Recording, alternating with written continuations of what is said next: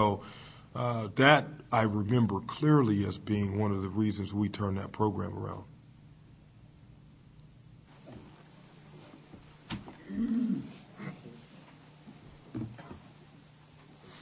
That's Spencer Keith, Cabrani Mixon, Rynearson Stadium.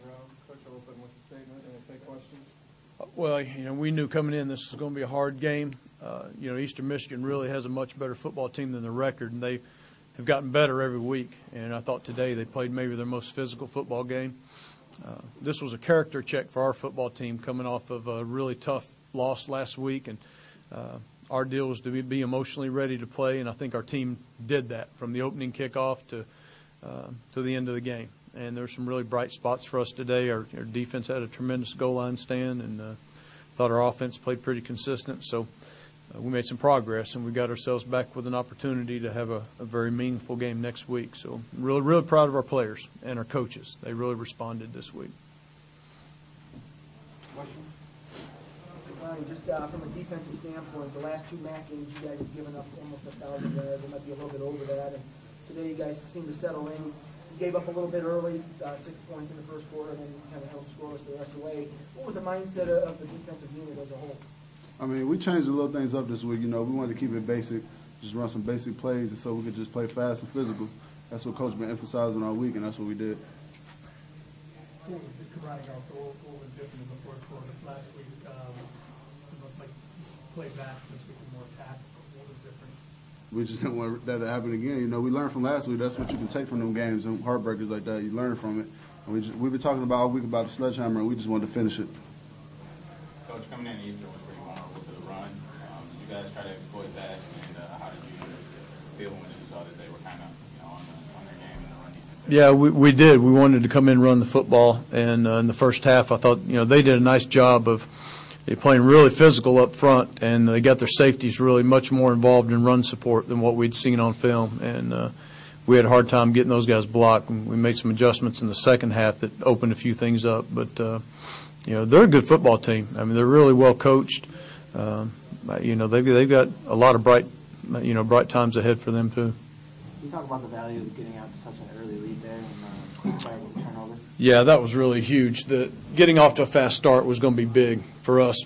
Coming off the game we came off of and trying to find out if our team was emotionally drained or ready to play. And the kickoff team causing the fumble, I mean, you couldn't have asked for a better setup than that. And, our offense did a nice job of capitalizing on that. That probably was the key to the game right there, was the fast start. Just going off of what Coach said about the character check, how do you guys feel now after that Bowling Green loss? You guys kind of climbed back in to the MAC East race. Yeah, I mean, it feels good. Coach been talking all week. Don't let one loss beat us twice. So we just wanted to come out, like you said, with emotion. We knew we had to bring our own emotion to this game. It feels good. What was different offensively from this week from last, especially in the fourth quarter? You guys kept in the attack. Really, the start helped us a whole lot. Helped our confidence. Brought it back up from last week. And fourth quarter, we just wanted to fight hard the whole fourth quarter and make plays and just drive it down. Not let last week happen again. You've been seeing the field real well, since you've been playing as a true freshman. The 2 interceptions, it looked like you kind of locked on a little bit. Was that a mistake that you made, or was it? I mean, they made 2 great catches on those interceptions as well. But was that something that you kind of threw the ball and said, "Oh"? Really, the second one, we were running out of time some, and I just really forced it. And the first one, I made a bad read and threw it into double coverage. Are you feeling some pressure from Rynearson Stadium, who's now 2 for 2 with 2 touchdowns? Maybe a little bit. Can't see over the line. Rynearson, for you, going back to Iowa State 2 years ago, where you scored the first touchdown of the season, you had a touchdown pass earlier this year, you had one today. Is it fun for you to be involved in plays like that? Oh, absolutely. I love it when, on Sundays, Coach come in and let me know, like, hey, we got a trick play for you. And I'm like, all right, let's go, let's do it. And, I'm just waiting for the opportunity, and when he gives it to me, I just got to make a play. Coach, at times you're putting 7, 8, 9 guys in the box to stop that kind of triple option they were running. Can you talk about, after you saw that they had established it in the first half, was it your goal to just say if you're going to beat us with passing, not the run? Yeah, absolutely. And we had a hard time finding the ball. All the misdirection they were running, the fly sweep with the receiver, was really causing us some problems. And then they had some nice plays off of that. The quarterback keep off that, and they had a counter off of that. So the only way we were going to be able to fill all those gaps and control the misdirection was to get more people down in the box. And that put our corners under some pressure, but thought our guys held up pretty well. Coach, you had balance offensively, you had a nice game defensively. Are you starting to feel like you have that recipe that you need to compete and win games in the MAC? Yeah, and I felt like that all along, Steve. I mean, we played well last week. I mean, we are a good football team. And I'll put the emphasis on team. I don't know that we're great on either side of the ball, but we're pretty daggum good because we play off of each other, and our players are really coming together. I don't know that I've been around a team that has come together like this one. These guys got a chance, and I don't know what holds down the road, but somebody's going to have to be pretty good to beat us because to beat us, you got to beat us all. You guys talk about how big that fourth down stop was when they were at the goal line, what to push in, and how that kind of turned the tide of the game. I mean, when something happens like that, I mean, that's huge. I just kept telling my D-line they can't block, just get in the head, keep them ready to go. And Q came off the ball and made a great tackle in the backfield. So, I mean, that was all our D-line right there. They just didn't want to be blocked. Anything else?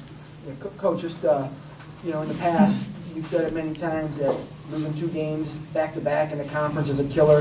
How much does it mean to you as a coach to see these guys come out and play the way they did today? Oh, it was incredible, Steve. And first of all, I would say, our assistant coaches did a great job this week of not only preparing these guys for the game, but preparing them emotionally to get back and to get off of that and play. Because, coaches have to put that away too. And our assistants did a fantastic job of preparing our football team and preparing themselves to get that done. So, I've said all along this is a different group. This group, they don't care what's happened before at Kent State. They're worried about what's happened right now. And they put themselves in a position, like I say, to have a very meaningful game this Saturday. And I know we'll be excited to go play that one. Coach, it was the first game in a long time we didn't throw bubble screens. Is that more adjustment to Eastern or identifying what Spencer does best? No, that was because of Eastern. If you notice, most of the time they roll their corners up and they're really tight, and so that really doesn't present that opportunity for that to be as big a part of the offense. What we ran today was a lot of zone read plays for Spencer to be able to keep the ball, and I think he showed today that he's a threat running also. So that's another good weapon that we put down on tape that people have to defend. Anything else? All right. Thank you. Yeah, I thought the kids on both sides